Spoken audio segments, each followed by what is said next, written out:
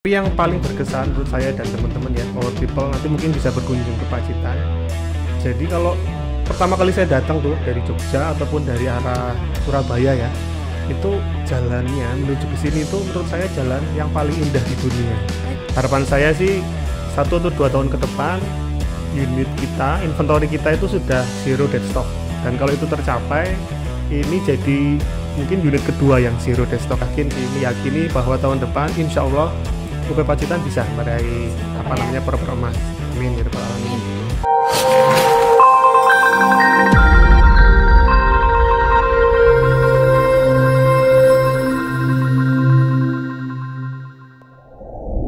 Halo Power People, pergi liburan ke Kalimantan, selamat datang di Kopi Ketan. Dan pada kesempatan kali ini saya ditemani oleh idola saya, Bapak Yuri Raditya Sanjaya.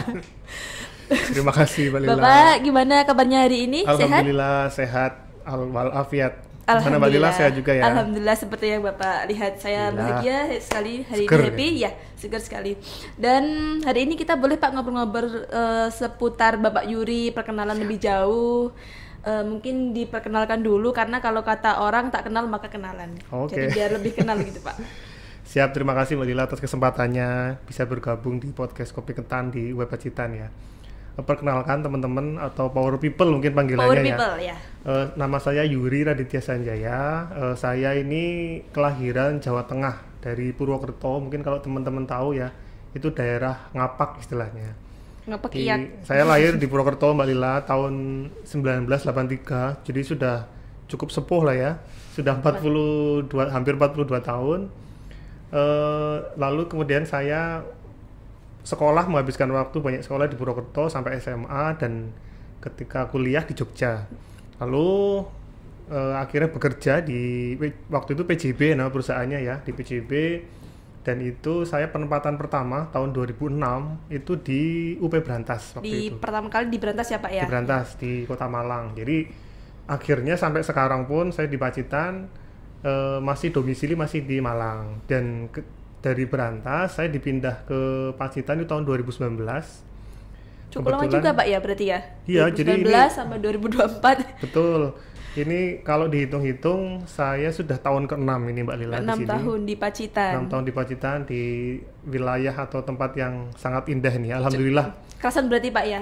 Insya Allah kerasan di sini. Kerasan banget karena tempatnya emang oke, indah, situasinya menyenangkan gitu ya, teman-temannya juga ramah-ramah gitu Pak ya. Gitu ya. Jadi sangat menyenangkan lah di sini. Terus kebetulan saya dapat amanah di per 1 Desember kemarin untuk mutasi ke mana? Ke kantor pusat di Ketintang. Jadi akhirnya mungkin perlu ya kita diskusi di sini di podcast ini untuk ya sekedar mungkin ini ya berbagi cerita istilahnya. Dan beberapa mengulik prestasi-prestasi yang mungkin Bapak Yuri capai selama di UP Pacitan. Itu dia, kalau prestasi kayaknya saya nggak punya Mbak. Banyak loh Pak ya, mungkin nggak. Baik Pak, kalau terkait keluarga tadi kan domisili masih di Malang ya Pak ya. Berarti sekarang keluarga domisili di Malang juga ya? Masih di Malang. Masih di Malang ya. Mungkin apa Pak ya terkait hobi yang Bapak lakukan sehari-hari dalam mengisi di sela-sela waktu senggangnya Bapak? Ya, kalau apa, Pak? Saya tuh sebetulnya dulu ya sebelum berkeluarga tuh hobinya otomotif sih, modifikasi motor gitu, Pak, ya atau mobil. Jadi seneng sekali lah gosok-gosok mobil Mbak. Jadi kalau orang-orang nyuciin mobil di tempat cuci, kalau saya nyuci sendiri, nyuci sendiri, gosok-gosok di wax gitu ya. Ya itu saya berlindung di ini sih, istilahnya hobi ya, tapi padahal ngirit sebetulnya. Dia nggak perlu bayar. Tapi seneng kan Pak ya? Betul ya. Saya sangat menikmati lah hobi ngurusin motor dan mobil otomotif istilahnya. Tapi setelah berkeluarga, hobinya ya akhirnya ngurusin anak ya, main sama anak lah. Ya, jadi sudah meninggalkan membagi hobi waktu otomotif dengan keluarga. Ya kira-kira seperti itu. Harus membagi waktu seperti itu Pak ya. Betul Pak. Ya itu terkait mungkin keluarga. Kalau terkait pekerjaan nih Pak, kita beralih ke pekerjaan. Mungkin business orientation proses SCM di unit pembangkitan itu seperti apa sih Pak? Biar kita tahu mungkin seperti apa garis besarnya. Jadi saya kan memang dari awal Mbak Lila, dari tahun 2006 tuh kebetulan ditempatkan di bidang SCM. Pindah-pindah sih, pernah di inventory, di gudang, di pengadaan. Karena lama, akhirnya kan banyak belajar ya. Sudah ngelotok berarti Pak. Lah istilahnya seperti itu. Bukan karena jago ya, tapi karena lama aja akhirnya terpaksa harus ngerti. Jadi memang sebetulnya dalam kita menjalankan proses SCM itu kita nggak bisa terus-menerus seperti as usual istilahnya, seperti dulu ya, tradisional kita hanya disuruh beli terus beli barang gitu ya. Tapi kita harus punya orientasi bisnis. Jadi mungkin kalau analogi secara sederhana tuh ketika kita pengen inilah istilahnya kita ini jadi reseller gitu ya. Betul. Kita misalnya jualan online gitu. Kan kita pasti ketika bahasa Jawanya kulaan gitu ya.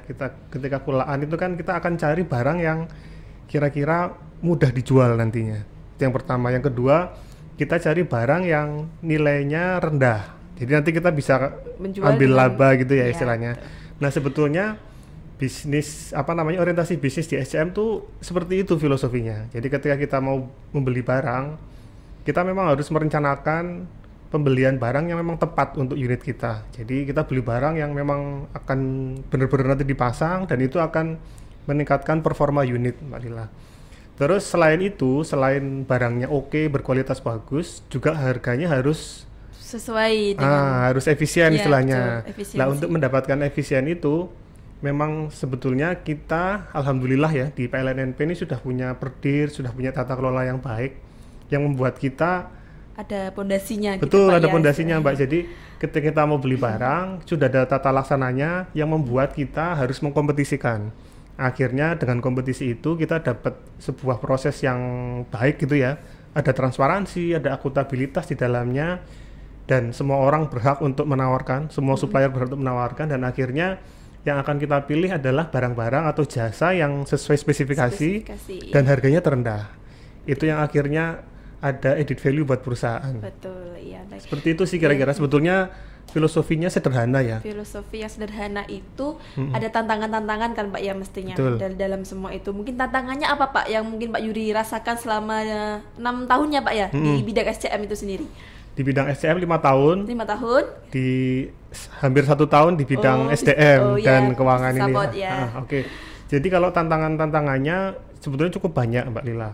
Karena untuk komoditas yang ada di PLTU itu kan bukan barang-barang umum ya. Kalau misalnya kita ngomongin beras atau bahan-bahan makanan normal gitu ya yang konsumsi di keluarga itu kan kita ngerti ya harga Iya, pasarnya memang, berapa ya, gitu. betul. Nah, kalau Di komoditas pasaran. pembangkit itu kan memang ada Spek beberapa khusus ya? barang-barang yang niche gitu ya, istilahnya barang spek khusus yang kita kadang-kadang gelap harganya, nggak tahu berapa gitu.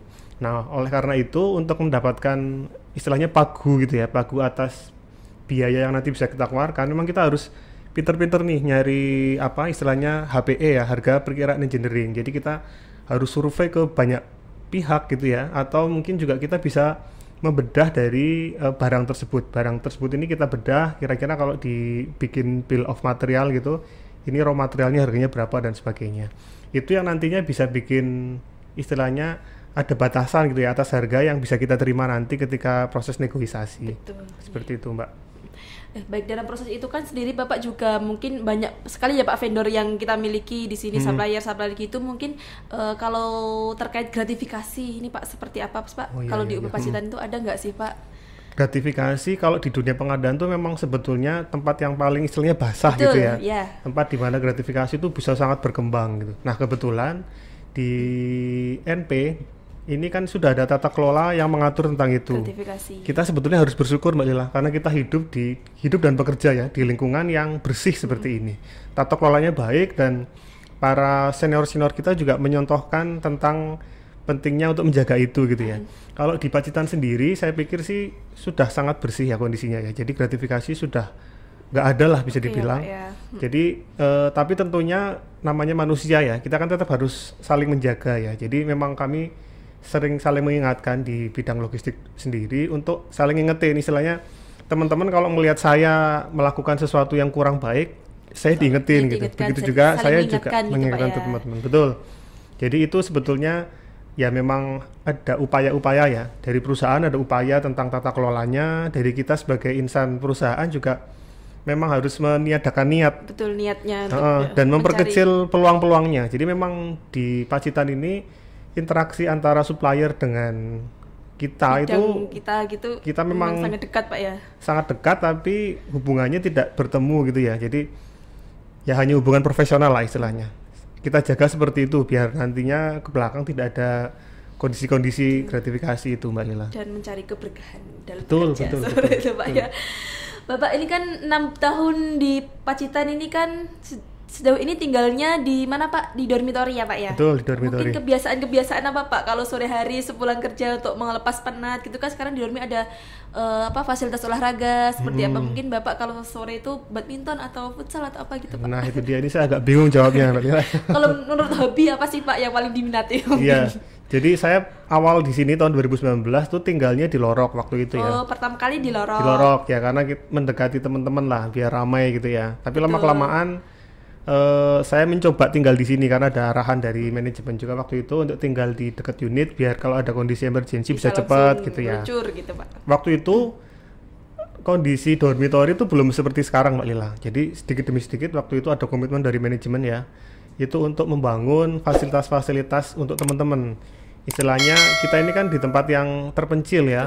Jadi teman-teman daripada bingung harus pergi jauh untuk istilahnya mengaktualisasikan diri, lebih baik kita fasilitasi nih. Toh juga perusahaan kan punya apa namanya program well-being ya. Dari program well-being itu dan ada program Bakor Siro juga yang ada anggarannya. Kita mencoba mengoptimalkan untuk membuatkan atau menyiapkan gitu ya tempat-tempat olahraga. Harapannya bisa work life and balance istilahnya lah. Nah, keseimbangan. saya sendiri ya terkadang paling kalau olahraga sih mungkin pagi, kadang-kadang ya pagi jalan gitu ya. Ya. Kalau ke lapangan badminton sebetulnya beberapa kali sih, cuma nonton Mbak. Oh, nggak main langsung Mbak? Ya, Naflek-naflek jadi gitu nggak? nonton teman-teman sampai keringetan gitu ya, terus iya. pulang. Ikut keringetan sendiri pas nonton Pak ya? Luar Iya, biasa. iya. Terus saya pernah nyoba juga ya mungkin basket ya beberapa kali, cuma dribble-dribble sendiri waktu pagi gitu. Ya kebetulan alhamdulillah kita ini difasilitasi dengan cukup lengkap, bahkan lapangan ya, biliar pun ada ya. Iya. Dulu saya sempat sering juga main biliar di atas itu, dan itu semua sebetulnya ya wujud komitmen perusahaan lah ya untuk kita biar ada work life and balance tadi. Katanya dulu Bapak ini mantan pemain basket ya kalau nggak salah pas SMA-nya. Mantan penonton basket. Oh gitu. Iya, sebetulnya yang penting kan ada kabel basket gitu. Ya jadi SMP sampai SMA itu hampir tiap hari basketan kita. Tapi kan sambil nongkrong gitu ya. Jadi sebetulnya nongkrongnya sih. Maksudnya 5 menit, mungkin nongkrongnya 30 menit gitu. Tapi ini juga, jadi tetap perlu balance juga Mbak. Fisiknya sehat, mentalnya juga sehat. Dengan ngobrol sama teman-teman tuh kan juga menyehatkan mental juga Pak ya. Betul. Ya. Terus ada lagi sih. Apa Pak itu? Aktivitas yang sehari-hari dilakukan tuh memang saya banyak nonton ya. Nonton film. Jadi saya pelanggan setia inilah Prime, Netflix dan sebagainya itu ya. Karena sering nonton. Saya suka nonton film, di sela-selanya video call dengan anak-anak dan istri. Itu sih waktu saya habiskan di Pacitan Pak ya. Pengalaman yang berkesan apa Pak selama jadi manajer logistik mungkin di Pacitan? Jadi pengalaman MBS. Berkesan ya. Kayaknya tiap hari itu berkesan buat saya. Karena orangnya ceria seperti ini, ramah ya Pak ya. Tapi yang paling berkesan menurut saya dan teman-teman ya, Power People nanti mungkin bisa berkunjung ke Pacitan. Jadi kalau pertama kali saya datang tuh dari Jogja ataupun dari arah Surabaya ya, itu jalannya menuju ke sini itu menurut saya jalan yang paling indah di dunia. Makanya Bapak itu sering foto-foto estetik-estetik gitu kan. Iya, ini saya bener-bener ngomong jujur ya. Itu menurut saya ini jalan yang paling indah. Misalnya kita nih dari Jogja ngelewatin Pantai Soge dari atas tuh Mbak Lila. Itu menurut saya panorama yang view-nya jarang-jarang kita dapat seperti itu. Pantai gitu Pak ya. Betul. Kelapa-kelapa. Terus kalau dari Trenggalek itu kita ngelewatin Panggul tuh dari atas. Yang Suruh itu Pak ya, yang lebih pinus. Nyetir belok nengok ke kiri dikit ada laut di bawah gitu. Dan itu indah sekali ya. Mungkin kalau buat teman-teman yang sudah terbiasa di sini ya tiap hari lihat gitu ya. Tapi kalau orang-orang yang jarang, menurutku ini mempesona. Jadi mungkin kalau pemandangan tuh dari 10 tuh 9,5 lah. Karena kesempurnaan hanya milik Allah ya. Keren banget sih panorama alamnya. Oh iya Pak, itu kalau berarti Bapak sering pulang juga ke mana Pak? Ke Malang. Ke Purwokerto? Ke Purwokerto ya sering, cuma paling sering memang ke Malang Mbak Lila. Oh seringnya ke Malang seminggu sekali Pak sekali. Ya? Karena keluarga di sana. Betul. Ya. Baik Pak, mungkin kalau menurut Bapak nih tingkatan SCM di Pacitan itu seperti apa Pak dan sejauh mana? SCM di Pacitan itu salah satu yang terbaik di NP, setahu saya ya. Tepuk tangan dulu dong. Mantap. Karena kalau kita lihat dari, mungkin kalau saya ngomong doang kan nggak ada buktinya ya. Tapi kalau dari hasil maturity level gitu yang dipotret oleh perusahaan. Mungkin nanti bisa dicek ke kantor pusat ya. Maturity SCM kita itu nomor 1 atau nomor 2 gitu, tertinggi di PLNNP. Luar biasa. Jadi, dekat ini mah logistiknya. tapi itu bukan karena saya Mbak. Jadi sebetulnya saya datang di tahun 2019 tuh teman-teman sudah seperti itu, teman-teman logistik. Jadi memang sekali lagi bukan karena saya ya. Jadi memang sudah oke dari awalnya. Memang laki-laki itu nggak bercerita Pak, tapi berkontribusi. Ya alhamdulillah lah, saya berada di lingkungan yang memang teman-teman etos kerjanya sangat baik, terus punya pemahaman filosofi yang baik ya. Jadi ketika akan memproses sebuah pengadaan itu mereka ngerti harus ngapain, harus dapat barang yang oke dan dapat harga yang terbaik istilahnya. Sudah ini Pak ya, settle lah istilahnya, Sudah seperti settle, itu ya timnya. ya. Betul. Bapak tadi kan menerima amanah baru per 1 Desember di kantor pusat. Gimana Pak perasaannya? 6 tahun di Pacitan, tiba-tiba harus ke kantor pusat. Tapi seneng juga kan Pak ya, kan dekat keluarga, bisa pulang. Lebih ini kan, lebih dekat aksesnya. Jadi kayak ini ya, istilahnya campur baur gitu Mbak, Lila perasaannya. Yang pertama sedih ya, pasti ya. Sedihnya dulu Pak. Sedihnya dulu. Jadi saya beberapa hal ini pas lagi sendirian motret-motret Mbak. Motret-motret apa koridor atau apa gitu ya yang pengen saya kenang gitu. Nangis Ya karena ya, memang waktu 6 tahun itu kan nggak singkat ya, dan udah seperti jadi orang sini saya kan sekarang. Dan yang terutama tuh kebersamaan sama teman-teman. Saya merasa di Pacitan ini salah satu unit dengan situasi kerjanya paling menyenangkan. Ini real ya, saya ngomongnya bukan karena lagi di podcast nih. Betul. Menurut saya memang seperti itu.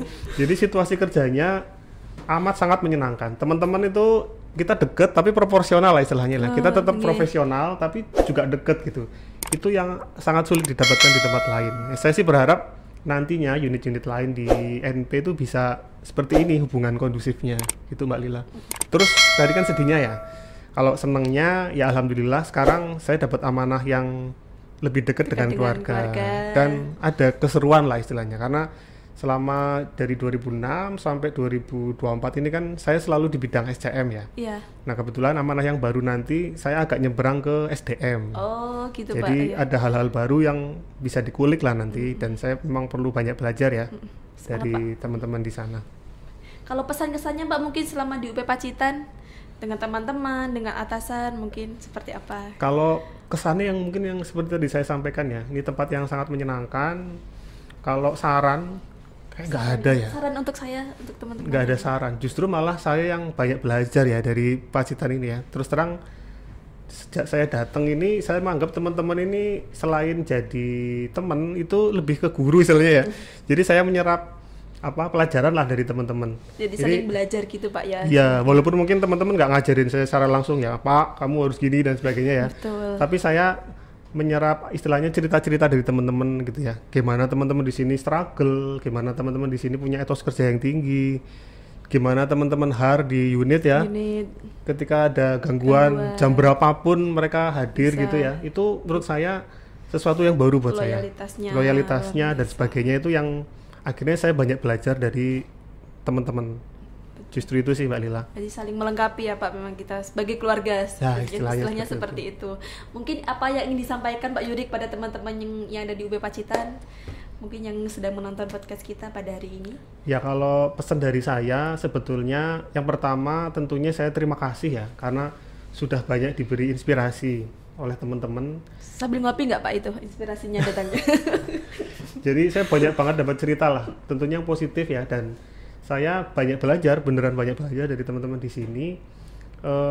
Jadi itu yang pertama, saya terima kasih. Yang kedua, pasti selama bergaul kan saya juga banyak salah ya, nggak mungkin manusia nggak punya salah itu ya. Semua Pak, saya juga ke Bapak. Kalau dari teman-teman yang mungkin pernah ada salah, saya rasa sih nggak ada ya. Saya nggak pernah merasa teman-teman di sini ada salah ke saya. Jadi misalnya pun ada gitu ya, saya pasti sudah maafkan. Terima kasih Pak ya, baik sekali dengan keluasan hatinya Pak Yuri. Dan kalau saya punya salah, pasti ada salah, karena saya manusia.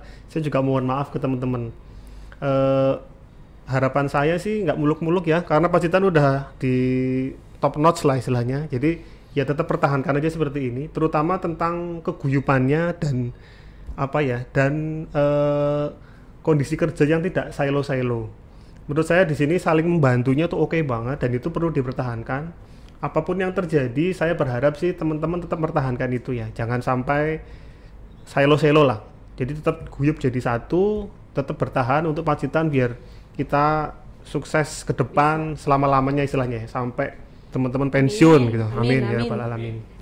Berarti untuk menjaga solidaritas, loyalitas itu memang perlu sekali Pak ya untuk kita yang nanti akan meroket seperti itu Pak ya. Ya. Baik, mungkin Pak Yuri sebelum kita tutup podcast kita pada hari ini, mungkin ada pertanyaan dari teman-teman yang ingin ditanyakan kepada Pak Saya Yuri. Mbak, mungkin nanya Mbak. Ya Mas Gimana, Wadi. Mas Wadi? Kan ibaratnya saya baru kenal Pak Yuri ya. Ya mungkin kita 2 tahun. Mungkin yang bisa disampaikan Pak Yuri yang mungkin yang endemik dan spesial yang nggak bisa Pak Yuri temukan di unit lain dan akan dikenang sampai kapanpun itu apa Pak? Mungkin dari entah itu dari geografisnya atau mungkin dari orang-orangnya yang mungkin spesifik. Khususon yang ini Pak berarti Yuri Pak. nggak akan melupakan itu tuh apa Pak? Khususon. Waduh, Khususon kalau ya. saya jelasin banyak banget ya. Iya, Pak ya. Pacitan ini memang jadi bagian ya yang cukup besar dari hidup saya ya sekarang ya. Cuma yang paling saya kenang memang yang tadi saya sampaikan, situasi kerja Mas Fani. Di sini situasi kerja itu istilahnya amat sangat menyenangkan. Nggak kerasa ya Pak kalau tiba-tiba udah jam 4 gitu. Iya, betul seperti itu. Jadi kalau dari penilaian saya gitu ya, misalnya dari nilai 10 nih, sebetulnya Berapa, Pak? kalau kehidupan saya di sini tuh 9 gitu ya. Cuma ada kurang 1. Saya cuma jauh dari keluarga aja. Tapi kalau situasi sehari-hari itu oke banget sih. Andaikan keluarga saya bisa saya bawa ke sini gitu, mungkin udah sempurna. 10. Itu sih Mas Fandi kira-kira. Dan mungkin kalau teman-teman yang dari awal di sini gitu ya, mungkin merasa ini seperti biasa aja situasi kerja seperti ini. Tapi kalau teman-teman nanti coba bandingkan gitu ya di tempat lain, saya kan beberapa kali pernah membandingkan gitu ya. Itu di sini saya yakinkan ke teman-teman ini situasi kerja yang paling menyenangkan ada di sini. Karena sesama teman juga ini ya istilahnya supporting gitu ya. Mungkin ada 1-2 yang kurang tapi ya secara umum itu sudah sangat baik lah. Dan saya belum nemu ada yang seperti ini. Mungkin Mas Fani juga ngerti. Berarti Mas Fani juga merasakan seperti itu di Pacitan ya? Alhamdulillah. Mas Fani kan juga orang baru di sini kan. Berarti banyak yang merasakan seperti di Pacitan, berarti Betul. itu nyata Pak. Nyata, itu nyata. Ini bukan bokis istilahnya ya. Ini beneran. Oke. Siap. Mungkin Oke. lupa satu lagi. Apa lagi Mas Fani?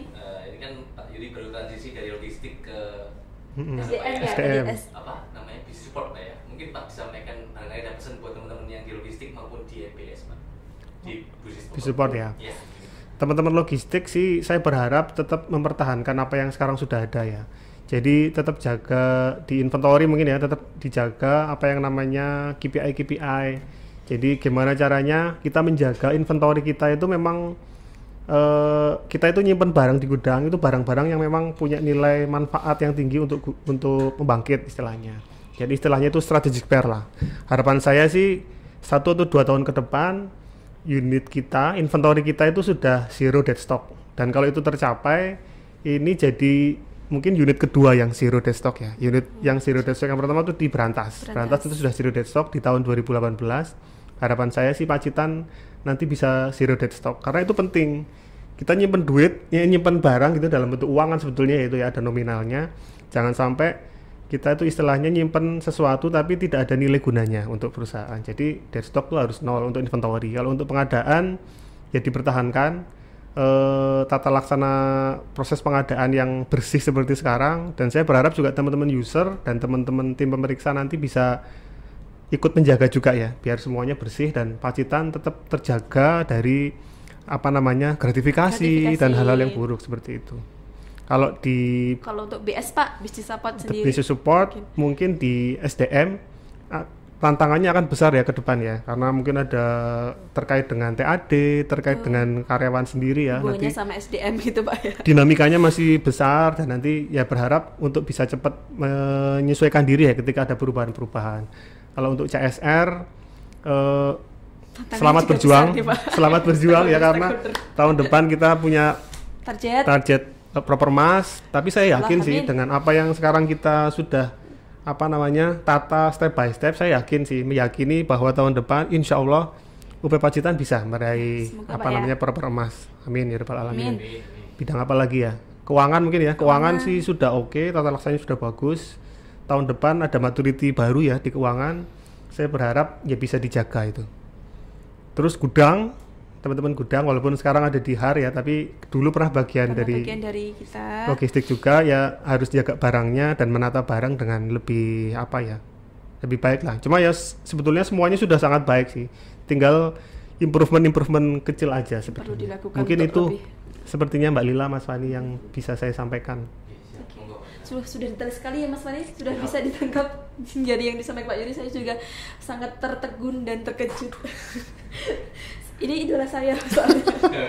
Dan tata cara penyampaiannya itu sangat luar biasa, rinci gitu. Jadi saya bisa menangkap meskipun enggak 100% mungkin Mas tentang SCM dan sebagainya.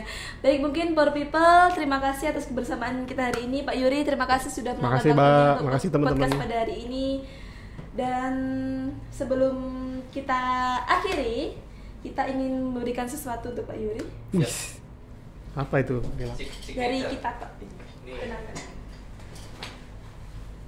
Ini dibuka nggak? Boleh. Pak Yuri, ini dari kita dan sedikit bingkisan. Semoga Pak Yuri terima berkenan kasih. menerima. Ini dan Sekali. kopi ketan Pak, jangan lupa ngopi. Tangkir dan wah mantap. Mantap. Buat ngopi, Pak, ya. Buat nongkrong gitu teman-teman. Terima kasih banyak ya. Baik, Podcast. terima kasih banyak Power People dan akhirnya kebersamaan kita akhiri sampai di sini. Sampai jumpa di podcast kopi kita selanjutnya dan terima kasih. Terima kasih teman-teman.